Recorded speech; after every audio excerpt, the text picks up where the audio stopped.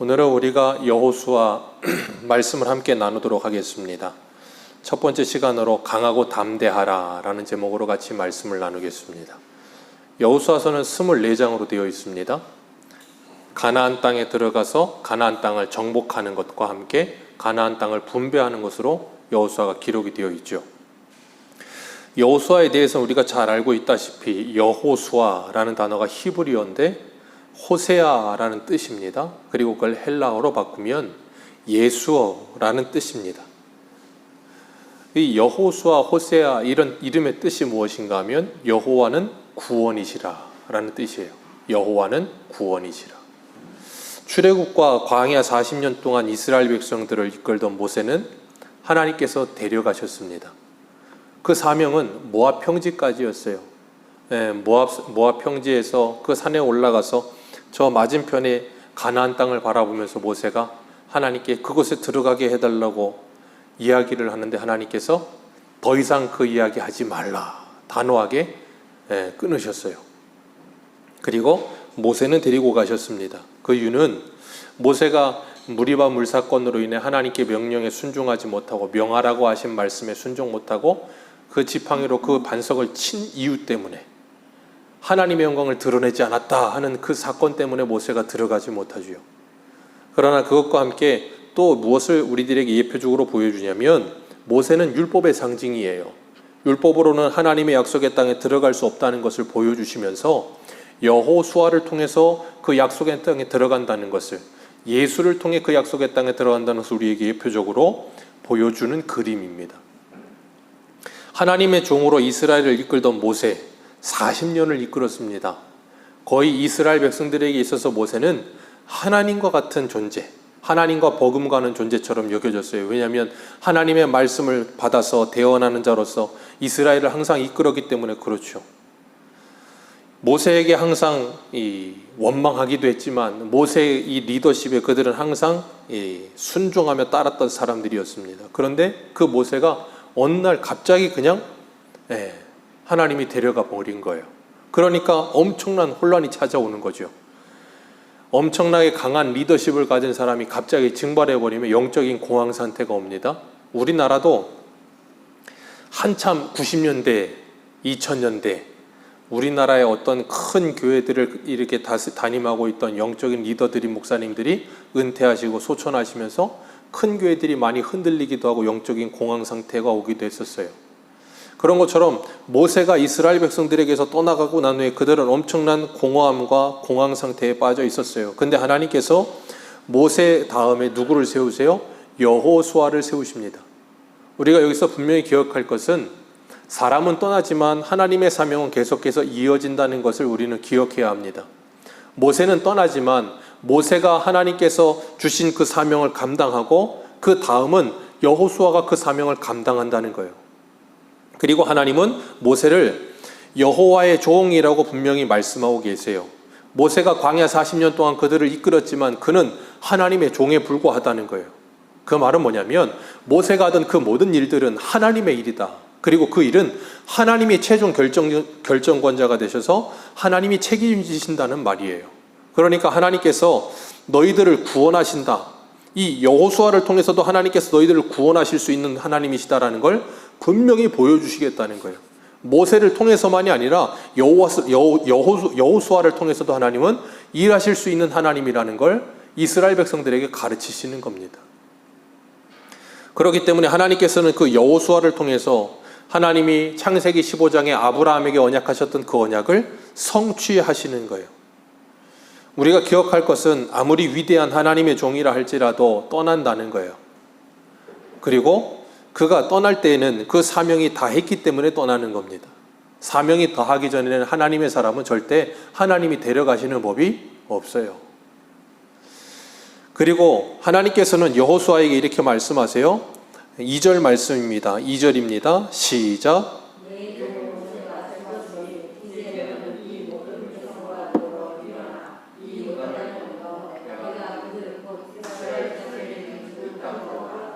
아멘. 모세는 죽었고 이제 너는 이 백성과 함께 더불어 일어나서 내가 너에게 주는 땅으로 가라. 그럴 때 여호수아가 얼마나 당황스러웠겠어요. 40년 동안 모세 옆에서 모세를 서포트하는 일을 하고 있었는데 갑자기 이 여호수아가 전면에 나가서 그 모든 일을 해야 된다고 하니까 감당이 안 될 것 같은 거예요. 참 힘든 거죠. 여호수아만 그런 게 아니라 하나님께서 부르시는 하나님의 사람들은 처음에 항상 여호수아 같은 모습이었어요. 40년 전에 하나님께서 모세를 부르실 때도 그랬습니다. 하나님께서 80세가 된 모세를 부르실 때 모세는 처음에 뭐라 그랬어요? 나는 나이가 늙었고 말이 어눌하여 하나님의 이 일을 감당할 수가 없다 그랬어요. 하나님이 뭐라 그러시냐면 말 잘하는 네 형을 아론을 붙여주겠다 그러셨어요. 그리고 내가 너와 함께 하겠다라고 말씀하세요. 하나님이 부르신 하나님의 사람들은 한결같이 모세도 그랬고 여호수아도 그랬고 두려웠고 걱정했고 이 모든 근심과 걱정이 다 쌓이는 거예요. 그걸 어떻게 감당해야 될지 모르니까. 그런데 하나님께서는 모세에게 말씀하신 것처럼 여호수아에게도 말씀하셔서 내가 너와 함께 하겠다. 우리 한 군데만 보겠습니다. 예레미야 1장을 한번 보세요. 예레미야 1장입니다.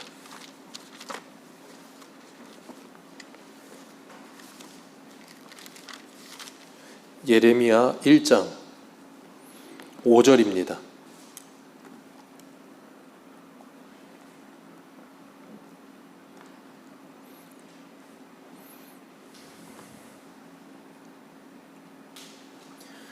예레미야 1장 5절 우리 같이 읽어 내려갑니다. 시작. 내가 너를 모태에 짓기 전에 너를 알았고 내가 배에서 나오기 전에 너를 성별하였고 너를 여러 나라의 선지자로 세웠노라 하시기로 내가 이르되 슬프도소이다.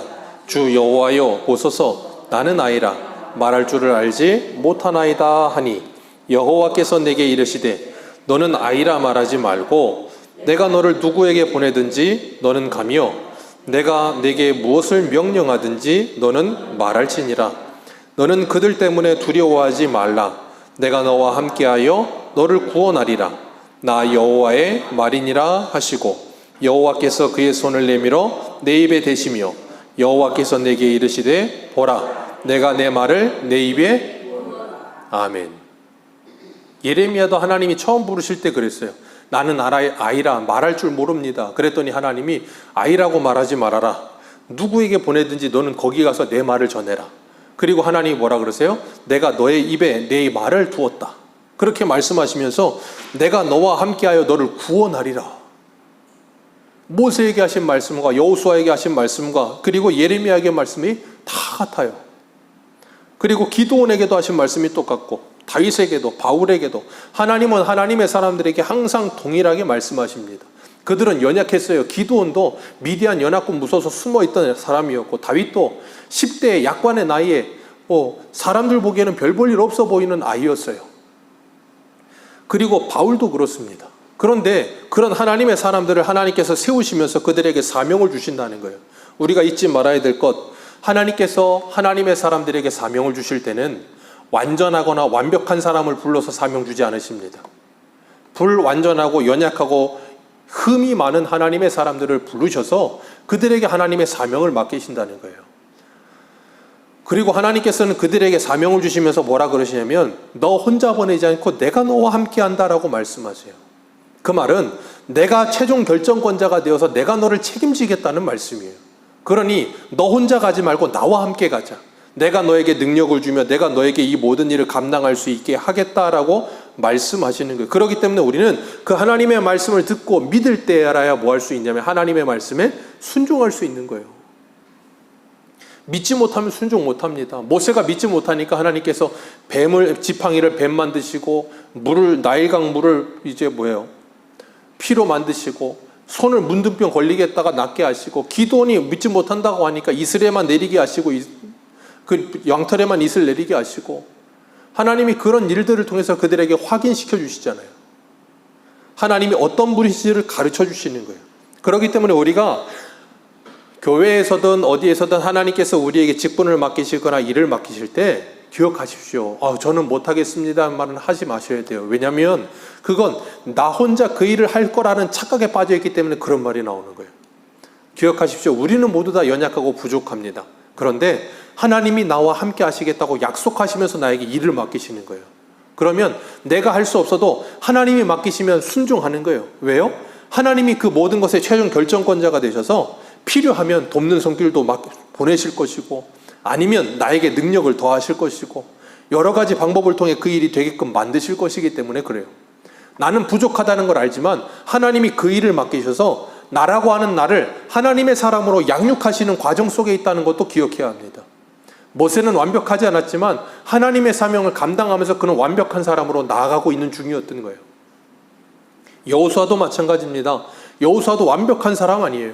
근데 여호수아를 세워놓으시고 그 일을 맡겨놓으시고 그 일을 하면서 잘하게 하시는 거예요. 오늘 새벽에도 신명기 7장 말씀 하나님께서 우리에게 주시면서 뭐라 그러셨어요? 이스라엘을 택하신 이유, 세상 모든 민족 가운데 가장 작았기 때문이라 그러셨어요. 그들이 능력이 많고 컸으면 택하지 않았을 거라 그러셨어요. 기드온의 300용사도 그들이 작았기 때문에 32,000명이 아니라 300명으로 줄여놓으시고 하나님이 어떤 분이신지를 드러내기 위해서. 그래서 우리는 성경을 읽을 때 이 성경을 읽으시면서 절대 영웅전처럼 성경을 읽으시면 안 돼요. 어떤 한 사람의 위대함, 여호수아 아니면 예레미야 아니면 다윗, 그런 사람들이 대단한 사람이라고 착각하시면 안 돼요. 그들도 우리와 똑같은 성정을 가진 연약함이 많고 흠이 많은 사람들이었다니까요. 그래서 성경은 그들의 연약함과 흠을 감추지 않으시고 그대로 기록하는 거예요. 세상의 영웅들의 영웅 전기를 보면 그들의 흠은 하나도 기록하지 않습니다. 그들의 허물과 흠은 하나도 기록하지 않고 그들의 공만을 기록해놔요. 근데 성경은 하나님의 사람들의 흠까지도 전부 낱낱이 다 기록합니다. 이유는 하나예요. 이런 하나님의 사람들을 불러 하나님께서 일하신다. 아, 하나님은 이렇게 연약한 사람을 통해서도 일하시는 하나님이시구나. 하나님 참 대단하신 하나님이시구나. 그 하나님은 연약한 나를 들어서도 일하실 수 있는 하나님이구나. 그리고 우리는 뭐예요? 위로를 받고 도전을 받고 힘을 얻는 거예요. 그렇기 때문에 하나님께서 우리에게 주시는 이 말씀을 기억해야 되는데, 오늘 2절 말씀 우리 같이 한번 읽습니다. 2절입니다. 오늘 본문입니다. 시작. 내 종 모세가 죽었으니.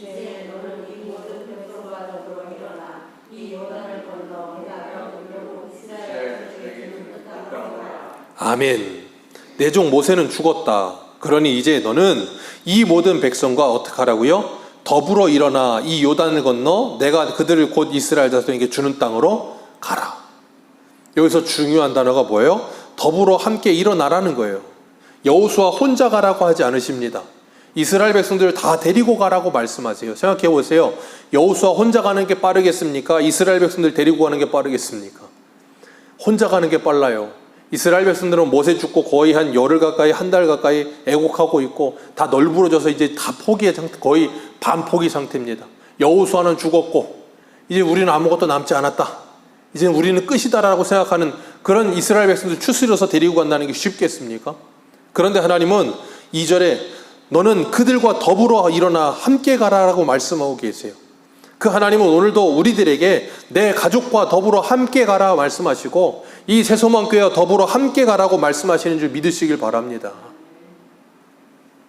우리를 개인으로 부르셨지만 공동체로 부르셨다고 우리가 수요일 날도 주일 저녁에 에베소서 말씀도 웨스트민스터 신앙고백서를 통해서도 하나님이 계속해서 교회에 대해서 우리에게 반복해서 말씀을 주세요.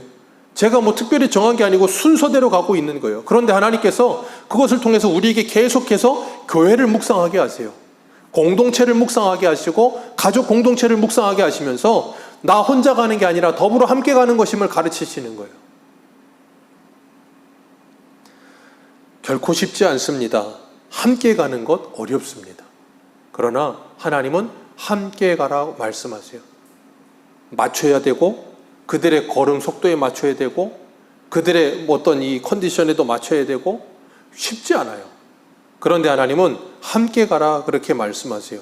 그리고 4절 말씀에 이렇게 말씀하세요. 3절 말씀에 3절 같이 한번 읽습니다. 내가 모세에게 말한 바와 같이 너희 발바닥으로 밟는 것을 모두 너희에게 주었노니. 아멘. 4절 하반절에는 이렇게 말씀하세요. 너희 영토가 되리라. 내가 너희에게 주었으니 너희 영토가 되리라 라고 말씀하시면서 그 사이에 그 앞에 뭐라고 말씀하시냐면 너희 발바닥으로 밟는 곳은 이라는 말씀을 하세요. 그 말은 뭐예요? 너희들에게 주었지만 너희들이 뭐 해야 된다는 거예요? 너희들 발바닥으로 가서 밟아야 된다라고 말씀하고 계시는 거예요. 그냥 누워서 떡 먹기처럼 누워서 가만히 있으면 주어지는 게 아니라는 거예요. 예수님도 마태복음 11장 12절에 이렇게 말씀하시지요. 세례 요한의 때로부터 지금까지 천국은 침노를 당하나니 침노하는 자는 빼앗느니라. 침노를 당하느니 침노하는 자는 빼앗느니라. 그것을 향해서 침노하는 자, 그것을 소유하고자 하는 자. 왜요? 그것의 가치를 아는 사람, 그것에 관심을 가지는 사람은 뭐 한다고요?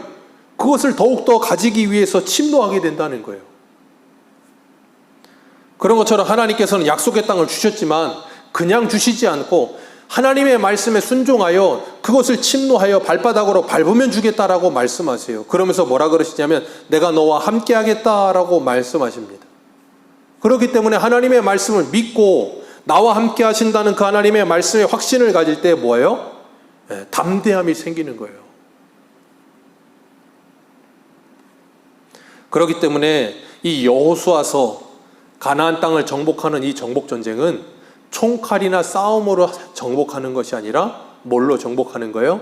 하나님의 말씀에 순종함으로 정복하는 땅인 거예요. 그래서 가나안 첫 성인 여리고성을 아무것도 하지 않고 그냥 성을 도는 것으로 점령하게 하신 거예요. 그렇기 때문에 우리의 신앙생활도 마찬가지입니다. 다른 누구와 싸우는 것이 아니라 내 안에 나와 싸우는 거예요. 누구와요? 하나님의 말씀에 순종하지 못하게 하는 나의 옛사람과 싸움이에요. 그렇기 때문에 나 그 옛사람, 하나님의 말씀에 순종하지 못하도록 가로막는 내 옛사람을 부인하고 그 하나님의 말씀에 순종하기 위해서는 뭐 해야 되는가 하면 하나님의 말씀을 믿는 믿음이 필요한 거예요. 우리가 주일 저녁에도 에베소서 하면서 말씀을 나눴죠. 믿음은, 예수 그리스도 안에 있는 믿음은 우리에게 두 가지를 준다 그랬어요. 뭘 줍니까? 담대함과 확신을 준다고 분명히 말씀하셨어요. 우리가 잊지 말아야 될 것, 참된 믿음이 있으면 담대함과 확신이 생깁니다. 그 참된 확신이란, 참된 믿음이란 예수 그리스도를 믿는 믿음일 수도 있겠지만 이 세상에 있는 다른 무엇을 믿는 믿음도 돼요. 우리가 저 송도 쪽으로 나가는 인천대교나 아니면 저 서울 쪽으로 나가는 영종대교나 바다 위에 다리를 놓고 달립니다. 생각을 해보십시오. 그 다리가 무너질지도 모른다는 의심이 생긴다면 그 다리를 건너겠습니까? 죽어도 못 건넙니다. 그런데 그 다리는 절대로 무너지지 않는다는 믿음이 있으니까 어떻게 해요? 담대함과 확신을 가지고 그 다리를 건너는 거예요. 아파트에 막 60층짜리 아파트, 30층짜리 아파트, 이 영종도에도 30층 넘는 아파트 많더라고요. 그 높은 아파트 그 위에 사는데 그거 어떤 믿음을 가지고 사는 거예요? 그 아파트는 절대 무너지지 않는다는 믿음이 있기 때문에 거기 사는 거예요. 그 아파트 무너진다는 의심 가지면 그 아파트 못 삽니다. 불안해서. 하나님께서 주시는 이 말씀을 우리가 정말로 그 아파트가 무너지지 않는다는 믿음만큼, 저 인천대교가 무너지지 않는다는 믿음만큼만 믿는다면 우리는 담대함과 확신을 가지고 세상을 이길 거예요. 그런데 그 하나님의 말씀을 그만큼 믿지를 못한다는 거예요. 민수기에 보면 하나님께서 가데스 바네아에서 12명 정탐 보내실 때 40일 있다 오고 나서 10명이 뭐라 그래요? 적과 꿀이는 땅이다. 그런데 그 땅은 안악자손 산다. 그들은 거인이고 우리는 우리 스스로 보기에도 메뚜기다. 그러니 우리는 그들을 이기지 못한다라고 말해요. 근데 하나님은 뭐라 그랬어요? 너희들은 들어가서 차지하라 그러셨다고요. 그런데 하나님의 말씀을 믿기보다는 뭘 믿어요? 내 눈으로 본 것을 믿어요. 내가 눈으로 보고 내가 생각한 걸 믿지 하나님의 말씀을 믿지 못하더라는 거예요. 우리들도 그렇다니까요. 내가 직접 봤다는 거예요. 내가 직접 봤기 때문에 하나님의 말씀보다는 그 봤다는 게 더 확실하게 느껴지는 거예요. 그게 우리들을 하나님을 믿지 못하게 방해하는 가장 큰 요인이에요. 우리는 그래서 그런 표현 쓰잖아요. 내가 눈으로 보는 것이 전부 다 맞다라는 생각을 버리셔야 되는 거예요. 우리 착시현상이라는 게 있잖아요. 착시현상이라는 거. 어떤 그림 보면 분명히 계단이 내려가는 그림인가 그런데 무한으로 올라가는 그림도 있고, 자동차 사이드미러도 보면 이 자동차가 눈에 보이는 것보다 더 가까이 있습니다. 그런 표시도 써 있고 그러잖아요. 우리의 눈으로 보는 게 분명히 보고 있지만 그게 착시를 일으킨다니까요. 그런데 우리는 내 눈으로 보면 다 맞다라고 착각을 해요. 내 눈으로 보는 것보다 더 확실한 건 하나님의 말씀이라니까요. 내 경험보다 확실한 건 하나님의 말씀이라니까요. 그런데 우리는 내 경험과 내가 본 것이 하나님의 말씀보다도 더 확실해. 그러다 보니까 뭐예요? 하나님을 믿지 못하는 거예요.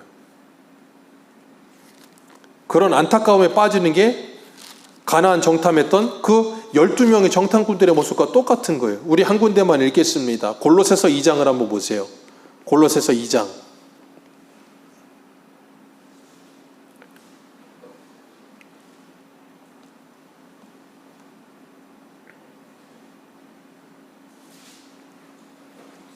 골로새서 2장 17절, 18절, 19절 보겠습니다. 18절과 19절 두 절만 봅니다. 같이 읽습니다. 시작. 아무도 꾸며낸 겸손과 천사 숭배를 이유로 너희를 정죄하지 못하게 하라. 그가 그 본 것에 의지하여 그 육신의 생각을 따라 헛되이 과장하고 머리를 붙들지 아니하는지라. 온 몸이 머리로 말미암아 마디와 힘줄로 공급함을 받고 연합하여 하나님이 자라게 하심으로 자라느니라. 아멘. 여기 분명히 말씀하세요. 뭐라 그러세요? 그들이 꾸며낸 겸손과 천사 숭배를 이유로 너희를 정죄하지 못하게 하라. 그러면서 뭐라 그래요?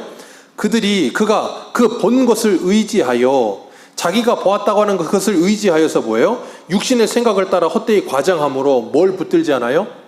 머리를 붙들지 않아요. 우리 수요일 날도 고린도전서 12장 하면서 그 머리가 누구라 그랬어요? 예수 그리스도. 그 머리를 붙들지 않아요. 왜요? 온 몸이 머리로 말미암아 마디와 힘줄로 공급함을 받아 연합하여 하나님이 자라게 하시는데 그 머리를 붙들지 않는 거예요. 예수 그리스도를 붙들지 않는 거예요. 말씀을 붙들지 않는 거예요. 그 보았다고 하는 그것 때문에. 그러니까 자기가 보았고 자기가 경험했다고 하는 게 뭐보다 앞서요? 하나님의 말씀보다도 앞서는 거예요. 얼마나 무서운 일입니까? 자기가 직접 안악자손을 봤다는 거예요. 모세한테 그랬겠죠. 모세가 가서 직접 못 봐서 그렇다고. 그들이 얼마나 거인족인 줄 아느냐고. 아마 봤으면 오금이 저렸을 거라고. 내가 확실히 봤는데. 그런데 하나님은 뭐라 그러세요? 걱정하지 말고 들어가기만 해라. 들어가기만 해라. 그때 그 하나님의 말씀을 믿었던 여호수아와 갈렙은 뭐라 그래요? 그들은 우리의 밥이라. 똑같은 걸 봤습니다. 여호수아와 갈렙도 봤고 10명의 정탐꾼도 똑같은 걸 봤어요.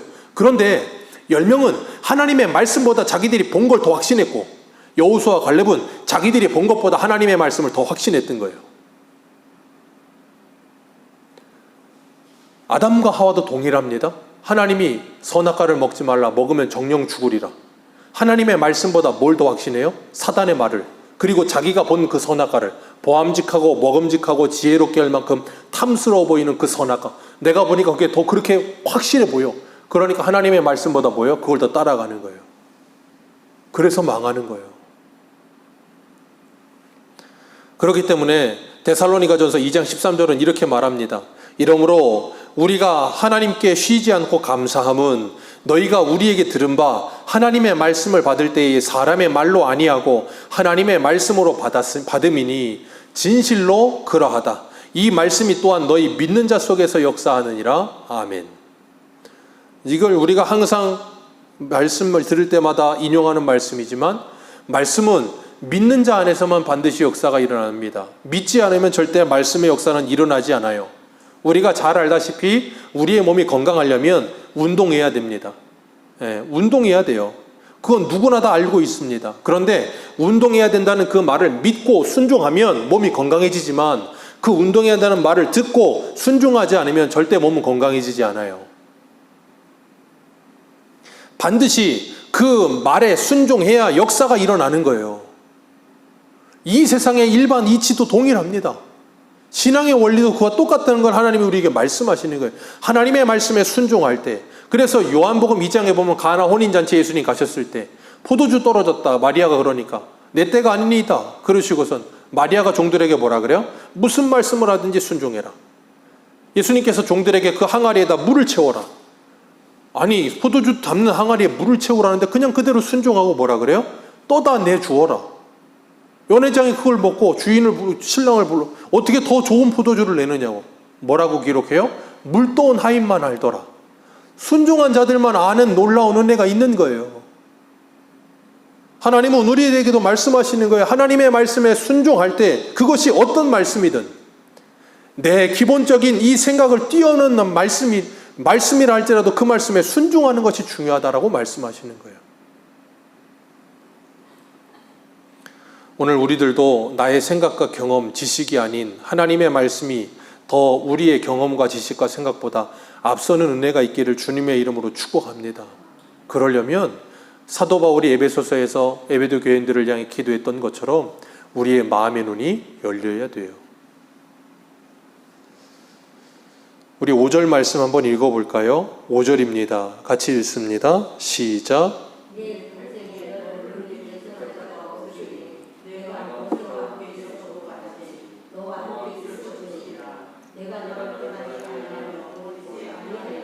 아멘. 내 평생에 너를 능히 대적할 자 없을 것이다. 그 이유는 내가 모세와 함께 있던 것 같이 너와 함께 있기 때문이다. 그리고 너를 떠나지 않고 버리지 아니하리라. 그래서 어느 누구도 너를 대적할 자가 없을 것이다 라고 말씀하세요. 여호수아 때문이 아니고 누구 때문에요? 하나님 때문에. 이것이 은혜입니다. 하나님이 나와 함께 하시는 것보다 더 큰 은혜와 복은 없습니다. 하나님이 내 편 들어주시기 때문에 우리는 세상 앞에 어느 누구도 두려워하지 않을 수 있는 거예요. 이 세상에서도 조금만 돈 많은 사람, 권력 있는 사람, 유명한 사람 알면 그 사람을 안다는 이유 하나만으로 우리는 굉장히 든든합니다. 무슨 일이 있을 때마다 우리는 자랑하죠. 나 누구 알아. 나 누구랑 친해. 그게 굉장한 힘이 돼요. 하나님이 우리와 함께 하시고 버리지 않으시겠다고 약속하시면서 뭐라 그러시냐면 오늘 굉장히 이 1장 1절에서 9절까지 반복되는 그 두 단어가 굉장히 강조됩니다. 강하고 담대하라. 강하고 담대하라. 강하고 담대하라. 하나님께서 계속해서 6절, 7절 그리고 9절에서도 계속해서 강하고 담대하라. 강하고 담대하라. 강하고 담대하라. 왜요? 지금 여호수아가 두렵고 무섭거든요. 그러니까 뭐 하는 거예요? 강하고 담대하라고 계속해서 말씀하시는 거예요. 우리는 이 싸움 하는 겁니다. 무슨 싸움이요? 이 하나님의 말씀을 믿느냐 믿지 못하느냐의 싸움. 강하고 담대하라. 내가 너와 함께 하느니라. 하나님이 야곱에게도 이 말씀하셨어요. 베델에서 야곱이 돌베개 베고 자고 있을 때 하나님이 말씀하셨잖아요. 네가 어디로 가든지 내가 너와 함께하며 내가 너에게 이루고자 하는 모든 일이 다 이루어지게 하고 너를 이곳으로 다시 돌아오게 하리라. 어디로 가든지 내가 너와 함께하겠다라고 약속해 주셨다니까요. 예수님도 승천하시면서 마태복음 28장에 뭐라 그래요? 내가 세상 끝날까지 너희와 함께할 것이다. 그것을 믿으면 담대함이 생기는 거예요. 예수님이 뭐라 그래요? 내가 세상을 이겼으니 두려워하지 말라. 세상에서 너희가 환난을 당하나 내가 세상을 이기었느니라. 그 말씀을 믿으면 담대함이 생기는 거예요. 환난을 당한다니까요. 예수님 그러셨어요. 너희들이 세상에서 환난을 당하나 두려워하지 말라. 내가 세상 이겼다. 환난 안 당한다고 하지 않으셨어요. 환난 당한다. 그러나 두려워하지 말아라. 내가 너와 함께하며 내가 이겼기 때문에 너도 이길 것이다. 그거면 되는 거예요. 세상 사람들은 아는 것이 힘이다라는 말을 합니다. 아는 게 힘입니다. 믿음 생활도 아는 게 힘입니다. 하나님과 예수님을 아는 게 힘이에요. 요한복음 17장 2절은 그러죠.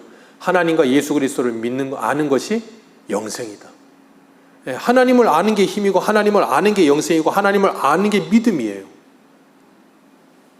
그렇게 하나님을 믿게 되는 사람은 담대함과 확신을 가지기에 세상이 감당하지 못하고 요한일서에는 뭐라 그래요? 그런 믿음을 세상을 이기는 믿음이라 그렇게 말하는 거예요. 그러니까 그런 믿음을 가졌던 사도행전의 사도들은 어떻게 해요?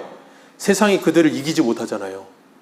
야고보 사도가 헤롯이 야고보 사도를 목베어서 순교를 당하게 하는데도 헤롯이 야고보 사도를 이기질 못해요. 야고보 사도는 순교하면서도 믿음을 지키며 순교했습니다. 우리 믿음의 선질도 다 그런 믿음을 가지고 세상을 이기며 살았어요. 왜요? 그 믿음 가운데 하나님 우리에게 뭘 주신다고요? 담대함과 확신. 하나님께서 오늘 여호수아에게도 그 말씀 주시는 거. 그래서 7절에도 오직 강하고 극히 담대하여 나의 종 모세가 내게 명한 이 율법을 다 지켜 행하고 좌로 우로 치우치지 말고 그리하면 어디로 가든지 뭐 할 거다? 형통할 거다. 이 말씀을 믿으면 뭐 한다고요? 강하고 담대해지는 거예요. 그러니까 그 말씀을 따라서 살아가는 게 뭐라고요? 형통한 거예요.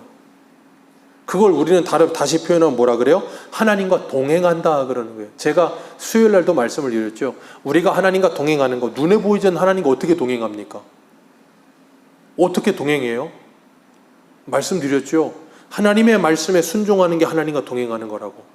내가 하나님의 말씀을 기억하고 그 말씀을 따라서 좌로 우로 치우치지 않고 하나님의 말씀 붙들고 믿음으로 사는 게 뭐예요? 하나님과 동행하고 있는 것이고 하나님의 보호함을 받고 있는 거예요. 그렇기 때문에 하나님이 8절에도 이렇게 말씀하세요. 8절 같이 읽습니다. 시작.